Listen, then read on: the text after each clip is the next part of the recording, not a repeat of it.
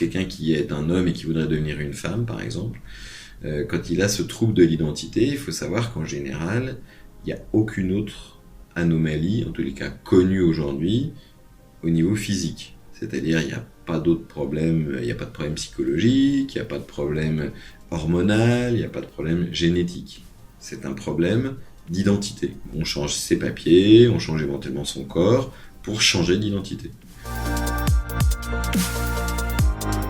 Il y a, pour un homme qui veut devenir une femme, 3 grands types de chirurgie. Il y a les chirurgies au niveau du visage, féminiser son visage, les chirurgies au niveau des seins, éventuellement des prothèses mammaires, où parfois simplement les hormones vont faire grossir les seins et ça suffit.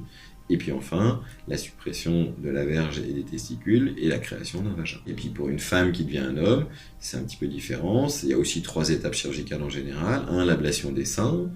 2, l'ablation de l'utérus et des ovaires et du vagin. Et 3, la reconstruction d'une verge. En sachant que tout le monde ne demande pas forcément l'intégralité des opérations. Certains vont demander seulement l'ablation des seins, d'autres vont demander l'ablation des seins, de l'utérus et du vagin, mais ne veulent pas de reconstruction parce qu'ils trouvent que c'est trop compliqué, qu'il y a trop de problèmes médicaux. Et puis aussi par rapport à comment ils se sentent. Certains vont pouvoir parfois mieux vivre un peu entre deux sexes que complètement homme ou complètement femme. Parfois, de plus avoir les seins, ça peut suffire à certaines personnes pour être bien dans leur peau, pour se sentir mieux dans la vie de tous les jours, et ils n'éprouvent pas le besoin d'aller plus loin sur le plan de la transformation. Je crois qu'aujourd'hui, on peut dire que c'est très rare d'avoir des complications graves. On peut avoir des petites complications, des resserrements du vagin, des petites infections à répétition, des périodes de douleur, des choses comme ça, mais globalement, les suites opératoires se sont beaucoup améliorées. Pour une femme qui devient un homme, ça peut être un parcours assez long et qui malheureusement peut se compliquer un peu à tout moment. Même au bout de 10 ans, la prothèse peut tomber en panne, le canal urinaire peut se redégrader un petit peu et on peut recommencer à avoir des problèmes pour uriner, etc.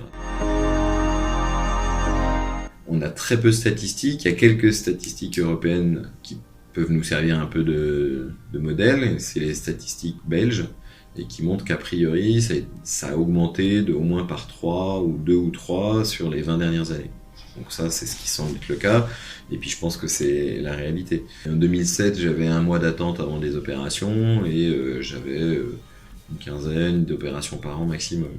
Et aujourd'hui, dans le service, on fait entre 200 et 300 opérations par an, et j'ai 5 ans d'attente pour les vaginoplasties, 4 ans d'attente pour les phalloplasties actuellement.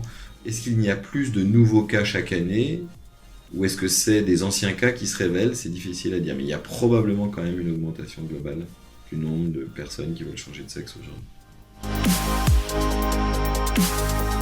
Nous, on le voit très clairement. Au début, quand moi je faisais cette chirurgie, mes collègues me regardaient pas très bien, se demandaient un peu ce qu'on faisait, on n'avait pas forcément une très bonne réputation, etc. Aujourd'hui, c'est extrêmement facile. C'est très bien accepté par toute la communauté médicale. Alors, il y a des gens qui vont être contre, comme toujours, mais globalement, c'est très bien accepté. On n'a pas de difficultés. On est soutenu dans nos services, par les infirmières, par les équipes, par l'administration. On n'a pas de difficultés.